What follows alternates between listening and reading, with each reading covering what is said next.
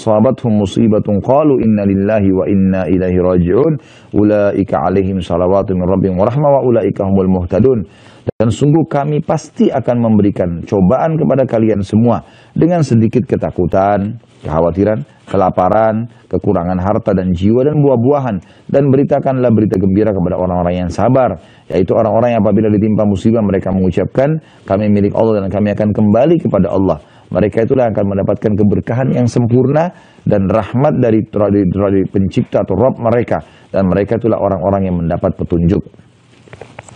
Kemudian juga dalam Asy-Syu'ara atau Asy-Syura, surah Asy-Syura ayat 43. A'udzu billahi minasyaitonir rajim wa man sabara wa ghafara inna dzalika lamin azmil umur. Tetapi orang yang bersabar dan memaafkan sungguhnya perbuatan demikian itu termasuk hal-hal yang diutamakan. Ya, di sini disebutkan tentang keutamaan sabar ya. Dan kadang-kadang subhanallah cobaan itu kalau kita ambil hikmahnya, kita akan betul-betul tahu kalau itu rasa sayang kasih sayangnya Allah. Jadi ada hadis yang berbunyi Inna Allah idza ahabba 'abdan ibtalah. Allah kalau cinta seorang hamba justru Allah mengujinya. Jadi ternyata ujian itu teman-teman sekalian yang datang itu seperti memangkas sisa umur kita dalam ketaatan. Ya. Karena kalau lagi sakit misalnya, biasa ke diskotik temannya ajak, dia nggak mau lagi pergi. Seperti dipangkas dia harus dalam keadaan itu tidak berbuat dosa dalam beberapa hari, gitu kan? Dan juga dia sebenarnya sedang dibersihkan dosanya, sedang ditinggikan derajatnya, sedang banyak yang terjadi ya, yang Allah SWT berikan. Ada satu syekh di Riyadh terjadi, kisah nyata di Saudi ini, dia seringkali datangi rumah sakit, kunjungin rumah sakit. Ada satu anak muda, itu kakinya digips semuanya sudah mungkin 2 tahun, dibuka-buka gitu kan. Jadi dia sakit itu. Terus syekh ini tanya, kata Pak dokter-dokter ini yang pasien paling kesian ini, paling lama orang ini, gitu kan. Jadi sudah berapa kali pernah dibuka, ternyata masih butuh, dianu lagi segala macam. Maka dia bilang, syekhnya bilang, saya waktu datang, saya coba memilih kalimat yang paling tepat supaya dia mau sabar gitu. Begitu saya datang, wahai saudaraku bersabarlah. Dia bilang, syekh jangan bilang sabar. Bilang saja, ya bersyukurlah kamu karena dapat cobaan ini. Kata syekh, kenapa kau malah bilang begitu? Kok bisa kamu pasien paling lama sini sampai 2 tahun, kaki kamu nggak bisa bergerak, dan kamu bilang bersabar. Dia bilang, syekh demi Allah, saya dulu 2 tahun lalu sebelum kejadian ini, saya adalah orang yang paling jauh dari agama. Tiap hari kerja saya foya-foya. Pokoknya banyak buat dosa dah. Saya ini kejadiannya 2 tahun lalu tabrakan. Sampai kaki saya patah. Gitu kan. Dan setelah saya masuk rumah sakit, pekan-pekan pertama memang saya sedih, saya sumpah, saya segala macam. Tapi lama-lama, saya hanya jadi berpikir, karena tidak ada kegiatan, dan saya tidak bisa bergerak, saya lihat Al-Quran, saya baca Al-Quran. Dan tahu syekh, selama 2 tahun ini saya di sini, kaki saya begini, saya jadi hafal Quran. 30 juz. Jadi saya bersyukur justru saya dapat musibah ini. Jadi kadang-kadang subhanallah memang cobaan kalau datang itu, memberikan kepada orang sesuatu yang dia mesti ambil hikmah dari situ ya.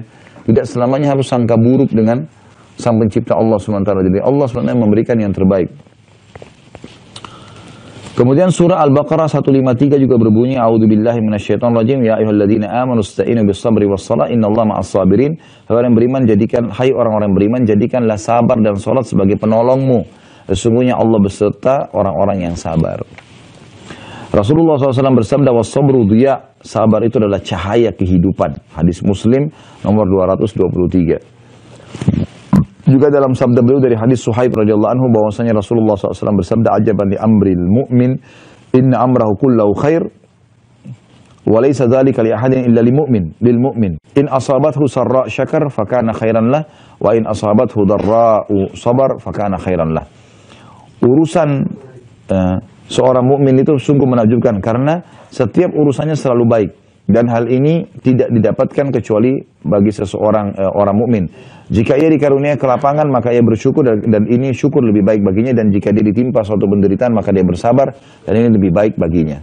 Juga diriwayatkan dari Anas radhiyallahu anhu, ia berkata, aku mendengarkan Rasulullah SAW bersabda, Inna Allah azza wa jalla qala idza btalaitu abdi bihabibatayhi fasabara awwadtuhu minhumal jannah yuridu ainai. Sesungguhnya Allah yang Maha Suci dan Maha Mulia berfirman, jika aku memberi cobaan kepada hambaku dengan mengambil 2 kecintaannya, lalu ia bersabar, maka aku gantikan keduanya dengan surga. Yang beliau maksud adalah kedua kecintaan adalah kedua matanya. Juga dari Aisyah radhiyallahu anha dikatakan bahwasanya Rasulullah SAW bersabda tentang penyakit taun, dan taun adalah penyakit yang kalau kena ke badan bisa merusak kulitnya dan bisa jatuh ya, anggota tubuhnya itu bisa jadi berjatuhan ya. Ini penyakit yang berbahaya sekali, dan taun ini tentu rahmat bagi orang beriman ya. Kalau orang beriman yang kena taun, dia mati, maka dia bisa mati syahid. Rasulullah SAW bersabda, "Annau kana adzaban yab'athu Allah 'ala man syaa' faja'alahu Allah rahmatan lil mu'minin, falaysa min 'abdin yaqa'u fi ta'uni fayamkuthu fi baladihi sabin." Itu menjadi siksaan bagi orang yang dikehendaki oleh Allah, yaitu orang kafir dan muslim yang bermaksiat. Ini sering dikasih penyakit ini. Lalu Allah menjadikannya sebagai rahmat bagi orang-orang beriman. Maka tidaklah seorang hamba mukmin tertimpa taun, lalu ia tidak keluar dari negerinya. Karena kita kalau dari kena penyakit taun, tidak boleh keluar dari lokasi kita. Karena dia bisa menular. Ya. Ia bersabar dan mengharapkan pahala Allah, dan ia mengetahui bahwa bahwa tidak akan menimpa kepadanya kecuali sesuatu yang telah Allah tetapkan. Maka Allah akan berikan kepadanya pahala syahid. Hadis ini riwayat Bukhari, nomor 5734. Juga sabda Nabi SAW, "Innamas sabru indas sadmatil ula." Ketahuilah bahwasanya kesabaran itu justru dibutuhkan pada saat musibah yang pertama. Ya, sebenarnya kita butuh sabar itu cuma di awal, misalnya awal kejadian. Setelah itu, hari kedua, hari ketiga, seminggu, setahun, sudah hilang dengan sendirinya.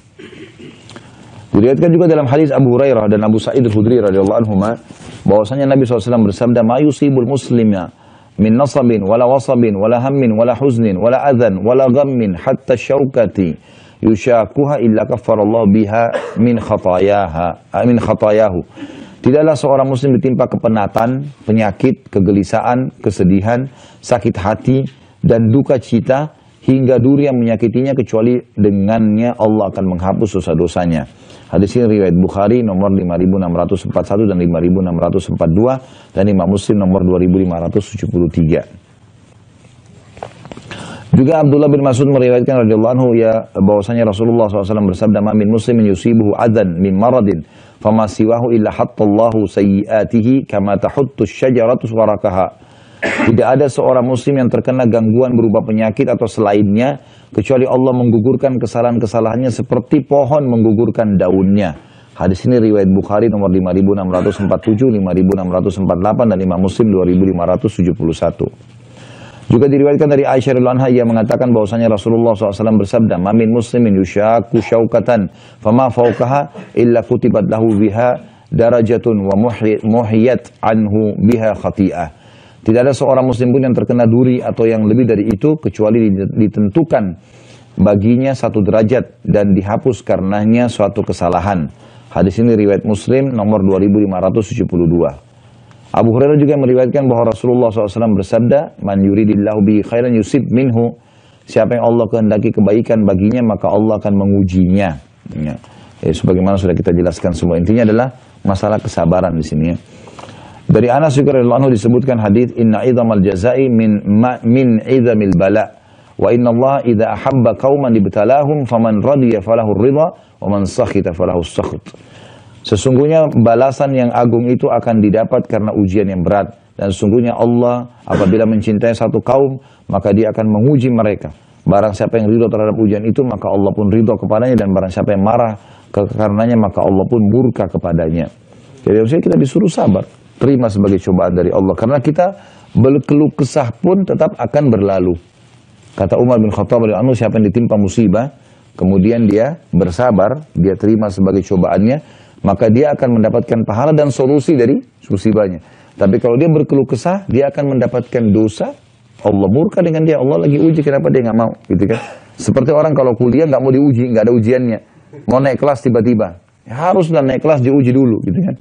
Dan setiap cobaan yang datang, teman-teman, kadang-kadang begini pekah melihat. Kalau ada orang yang menjadi penyebab kita jadi masalah, maka lihatlah orang ini Allah sedang datangkan untuk mendidikan derajat saya.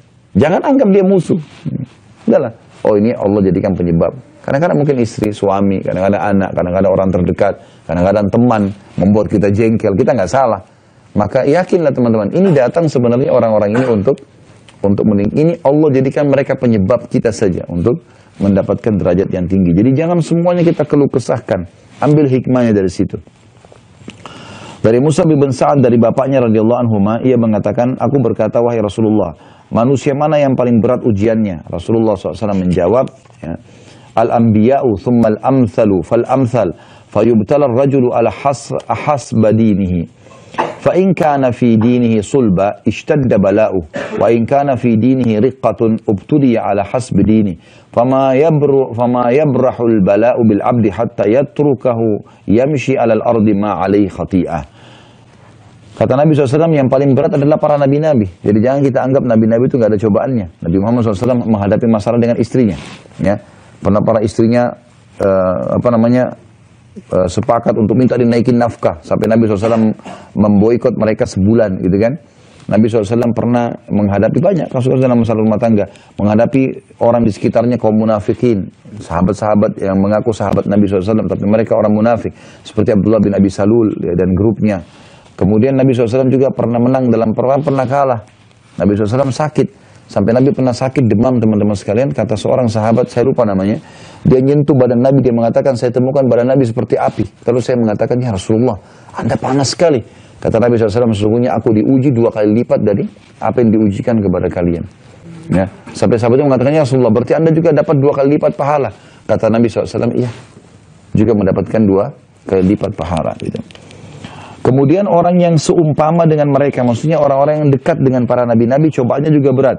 Lalu yang seumpama dengan mereka, seseorang akan diberi ujian sesuai dengan kekuatan agamanya. Seorang hamba akan senantiasa diberi ujian hingga ia akan dibiarkan berjalan di muka bumi tanpa ada satu dosa pun. Nah. Jadi teman-teman jangan menganggap cobaan itu sesuatu yang buruk. Enggak, itu baik buat kita.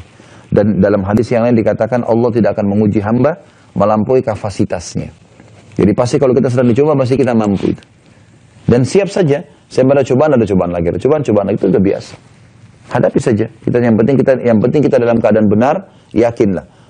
Dalam banyak ayat Al-Quran, saya sering sampaikan dalam masalah menghadapi cobaan harian teman-teman sekalian, Allah SWT selalu pasti. Kita tinggal sabarin, lalu kita akan dapat jalan keluar. Ya. Tiba-tiba kita difitnah tanpa sebab, sudahlah. Apa kalau kita bisa luruskan. Kalau tidak, sudah diam aja. Kita cuma berusaha sabar, terima. Tapi sambil kita luruskan kalau emang ada kesempatan, momennya tepat. Tapi nggak usah menyita waktu yang luar biasa untuk mengurus itu. Gitu kan? Allah punya cara nanti akan membalikan keadaan supaya kita yang diberikan oleh Allah penjelasan. Oh kalau ini orang ini benar, tidak akan salah. Dan banyak kasus terjadi masalah itu. Banyak. Musa alaihissalam berapa kali difitnah oleh kaumnya dan Allah selamatkan. Ibrahim alaihissalam, Nabi Muhammad SAW, banyak sekali ya, kisah dalam masalah itu. Jadi memang kalau kita beriman maka akan cobaan. Tapi jangan dianggap cobaan ini teman-teman berarti kita akan dirusak secara fisik segala macam. Bukan itu yang dimaksud. Tapi cobaan ini artinya dia akan lalui hal-hal yang memang dia harus butuh kesabaran setiap harinya. Ya. Baik itu dari pasangannya. Kita tahu Nabi Nuh alaihissalam istrinya 950 tahun didakwai nggak mau masuk Islam, nggak mau beriman, gitu kan? Umar bin Khattab pernah waktu ada seorang sahabat mau berkeluh kesah dengan beliau karena istrinya ngangkat suaranya, kemudian datang ke rumah Umar, ternyata istri Umar juga begitu. Ya. Maka dia pulang. Lalu kata Nabi lalu kata Umar tahu orang itu datang. Umar kejar dia. Kenapa? Kenapa kau pulang? Kenapa nggak sampaikan keluh kesahmu? Dia bilang masalah kita sama, Amirul Mukminin. Di rumah saya begitu, sekarang Anda juga hadapi. Kata Umar bin Khattab, dia masak buat saya, dia cuciin baju buat saya, dia lahirin. Bukan di situ. Maka ada cobaan-cobaan yang datang. Tapi seseorang sabar hadapi. Dia coba luruskan, dia coba laluilah. Gitu. Tapi kalau orang menganggap teman-teman dia tidak ada cobaan sama sekali, ini berarti seperti orang yang tidak ada iman. Karena memang cobaan pasti akan datang, tapi itu kebaikan buat seseorang muslim.